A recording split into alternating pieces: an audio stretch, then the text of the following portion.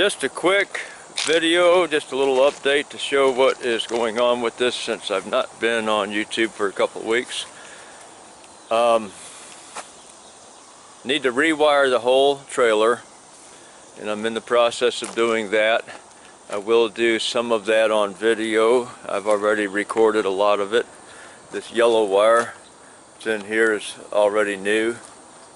Everything has to be 12 gauge wire on 20 amp breakers, and most of this trailer was on 14 gauge wire, which is a little bit smaller, and 15 amp breakers, and that is not allowed where I live. So it all has to be rewired, and in the process of doing that, picking at it slowly because I still drive the truck full time, and during the summer months and on weekends there's always phone calls and people coming by and wanting this fixed and wanting that, people pulling me this way and that way, and it's hard to say no to people, so I try to work everything in. Anyway, this is my kitchen laying on the ground out here. Even the stove that they brought in has a crack across the glass top, but I don't want an electric stove in there anyway. All that pipe on the ground there, it's going to go underground. I'm going to cut a hole in the ground.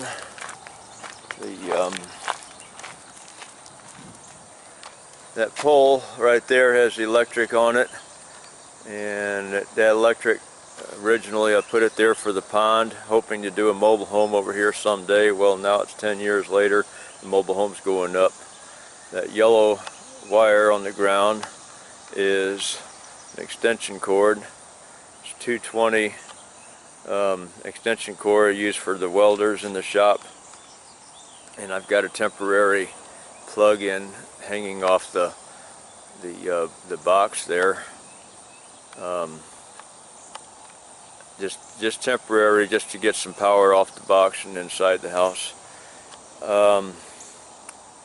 Probably today is Sunday, and when I get done with what I got to do on Sundays, I'm going to probably come out here and dig a trench from that pole over here to the mobile home and start putting the pipe in.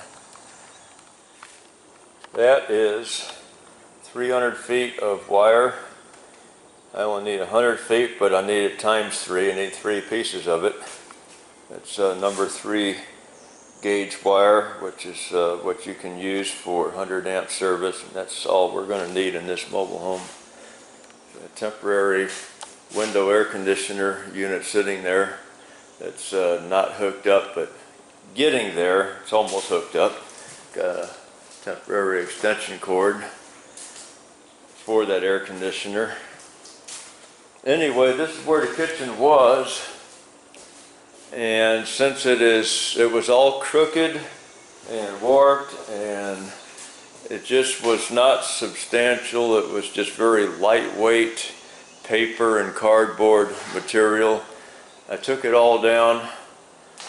I'm going to replace all of this as well, but I'm leaving it there because right now it's the only table space I have in the whole house, and I just need something to work with. That last little bit of uprooting that when it's time to replace the kitchen will not be a problem. I don't need any electric underneath it, just the plumbing. This will have to come out to do the plumbing. That window's coming out because I need more cabinet space than I do window space over the kitchen sink. The refrigerator is plugged in because we need cold water working in here. And I don't know if I mentioned it on another video or not, but I am going to put a drop ceiling in. Not the kind that goes on a grid, but it's going to be actually 2x6s that are going to run from corner to corner. And they did such a sloppy job of this textured paint up here, it's terrible. So we just won't even have that up there. And some of this is not even insulated. When I put a hole in the top of here to run a wire, temporary light up here, there was no insulation in that hole at all, in that run that goes all the way across, so I don't know if there is on that side. I don't know. I'm not going to worry about insulation up in there because I'm going to insulate the lowered ceiling that's going to be flat all the way across. I'll insulate that. Our lights will be on that. This wire that's up here will be to the light for the living room. There will probably be two lights, and it will go from one light and then jump from that one to another. It's on this switch here. It's already rewired. That's already new and legal. And I did that on camera. It's just not up yet. It's not edited yet. Then the air conditioning and heating. Well, the ductwork is in a real bad way. And the ductwork is made out of a pressed insulation of some kind. It looks like fiberglass insulation. It's pressed, and there's no plastic lining inside of it. When I did turn on the fan and to check the ducts, it was only coming out of one. That was in this room here.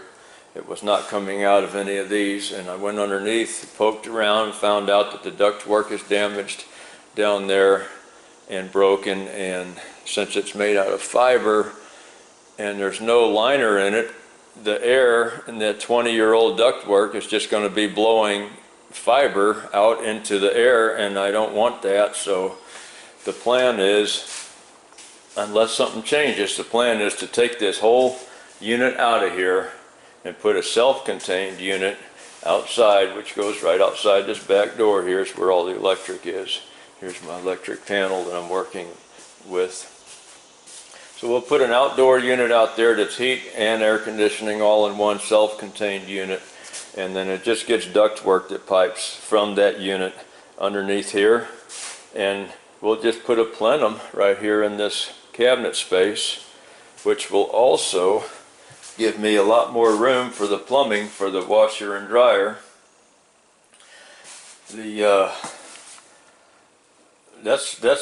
That outlet is 12 gauge, and it works, and it is independent like it's supposed to be for the washing machine, but it's too low. I don't want it on the floor, so I'm going to put another one up here on the wall. I'll have to put a cover plate over that, which is fine. You won't see it behind the washing machine, and because it has to be in a junction box to add another wire to the end of that and bring it up here and put a plug in up here. And excuse me, that is the 220 that went to the dryer. Well, I don't want that on the floor, so that's going to be canceled out. The new one is going to go through. The drop ceiling will be in here too, and the new one's going to come just right from the breaker box. That's what this roll of wire right here is. That's 10 gauge wire, good for 30 amps, and it's going to go right over the top of the ceiling, across the rafters, and right down. We'll just put it in right here.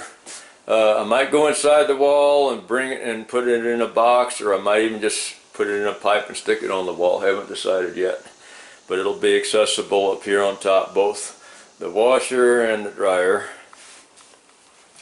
I'm gonna wind this video up now. I just wanted to have something to put up here. I don't know if I said it on an earlier, I did one other walkthrough video. I don't like any of this bathroom. It's all got to go. I'm going to redo that. So we won't be finishing this thing up. None of the water is going to be hooked up this year. I simply cannot afford it. Don't have the time, don't have the money. So there will not be water or any plumbing done this year. It's going to be only the electric and the top of the ceiling will be done, and the heating and air conditioning is what I plan on doing this year. And then next year, after winter is over, then we'll start working towards the plumbing, because it's not just the pipe work underneath. I might go ahead and do that between now and when it starts getting too cold, but the pipe work is not the expense. It's the $2,000 to have a water meter put in off the main out in front, And I don't know how many thousands it's going to cost for the septic system. So we're probably talking 10 grand for the plumbing before I buy any fixtures. I cannot work that in this year. I don't see that happening. I got to pay an awful lot of taxes for being an owner, operator, driver. Awful lot of taxes, and well, this is not a write-off. This is all personal. So anyway, so much for that. That's where we're at right now. And this is August, I think 18th, Sunday morning, early Sunday morning. All right, thanks for watching.